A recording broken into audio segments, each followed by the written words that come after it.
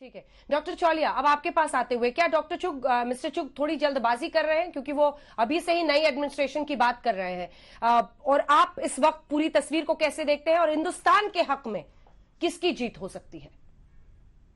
अंजना, रुझानों के हिसाब से तो लग रहा है कि बाइडेन आखिर जीत जाएंगे।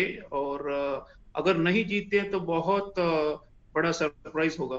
तो जी हाँ, हमें तैयारी करनी है। मुझे लगता है कि मोदी जी, डॉक्टर जयशंकर, हमारी जो पूरी टीम है MEA की, मिनिस्ट्री ऑफ एक्सटर्नल अफेयर्स, सभी जागरूक हैं इस विषय पर। और पहले से ही मंथन चल रहा है इस विषय पर कि हम अगर व्हाइट हाउस बदलता है हाथ, तो हमें किस तरह की नई रणनीति अपनानी चाहिए।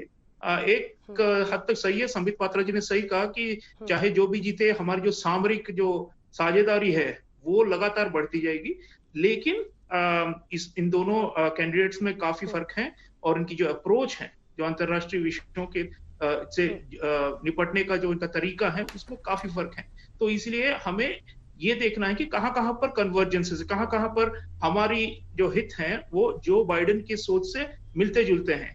तो इसी पर मैंने एक लेख भी लिखा है हाल ही में इकोनॉमिक टाइम्स में, ये कहते हुए कि अगर बाइडेन जीतते हैं तो सबसे पहले तो हमें देखना चाहिए भू राजनीतिक जो कन्वर्जेंस जो हमारी रही है वो और बढ़े, और तालमेल ज्यादा बढ़े। क्योंकि चीन, आप जानते हैं अंजना, सबसे बड़ा खतरा अभी हमारे लिए चीन ही है। और इसे अगर रोकना है, इसे पीछे धकेलना है, तो अमेरिका और भारत की जो पार्टनरशिप है वो बहुत ही अहम है। तो इसमें जो बाइडेन कुछ हद तक नरम रवैया अपना सकते हैं ट्रंप के मुकाबले चीन की तरफ, लेकिन हम चाहेंगे कि वो ये जो मल्टीलैटरल कोalition जो हम कहते हैं, बहुपक्षीय एक जोड़ीदारी बने। तो इस पे अगर हम काम करें साथ साथ उनकर मिलकर, और बाकी जो चीजें हैं, ये जो पर्सनल केमिस्ट्री की आप बात कर रही हैं, मोदी जी ने, जैसे आपके रिपोर्टर ने भी कहा, ओबामा के साथ भी उनकी बड़ी अच्छी यारी थी, और अगर बाइडेन आ जाते हैं तो बाइडेन के साथ भी यारी बनाएं। क्योंकि नरेंद्र मोदी जी के लिए भारत पहले हैं, और अमेरिका फर्स्ट उनकी नीति थी, और जहां जहां पे हमारे तालमेल हो सकता था हमने किया। लेकिन अब हमारे लिए है कि भारत की जो इंटरेस्ट है उसे हमें बचाना है, और उसके लिए पूरी तैयारी चल रही, प्लानिंग चल रही है। And I am fully confident कि भारत अमेरिका की जो पार्टनरशिप है वो नए आयाम छुएगी 2021 से। ठीक है त्रिगुनिया जी, अब मैं आपके पास आना चाहती हूं, क्योंकि आप धीरे धीरे प्रोग्रेशन में, इस बहस में एक तीसरे मुल्क का नाम आया, और वो है चीन।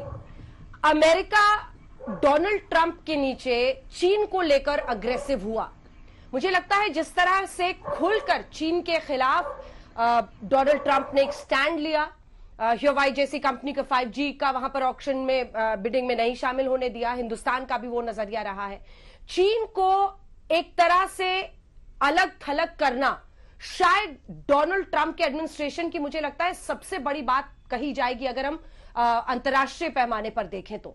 अब ऐसी परिस्थिति में बाइडेन वर्सेस ट्रंप, ये जो भी फैसला आ जाएगा, उसको आप कैसे काउंट करते हैं इंडिया, चीन, सबके नजरिए से? देखिए अंजना जी, सबसे पहले तो जो हमारे से पहले तीनों पैनलिस्ट ने बोला वो बिल्कुल सही बात है, और हर एक पॉइंट बिल्कुल सही है। जहां तक रही बात चीन की, तो मैं समझता हूं कि ये जो है, चाहे बाइडेन हो चाहे ट्रंप हो, जहां तक चीन की एक तरह की बात है, उसके लिए उनके अंदर एक ही चीज रहेगी। क्योंकि चीन जो है वो डायरेक्ट थ्रेट इंडिया को इतना नहीं करता है जितना ग्लोबल सुप्रीमेसी के लिए अमेरिका को करता है।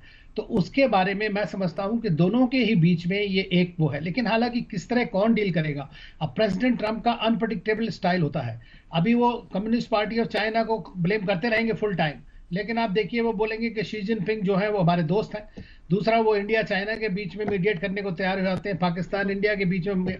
सो एक अनप्रडिक्टेबिलिटी जो है अमेरिकन प्रेसिडेंट ट्रंप की, उसने भारत की जो नीतियां हैं उसको भी एक तरह से एडजस्ट किया है पूरी तरह से।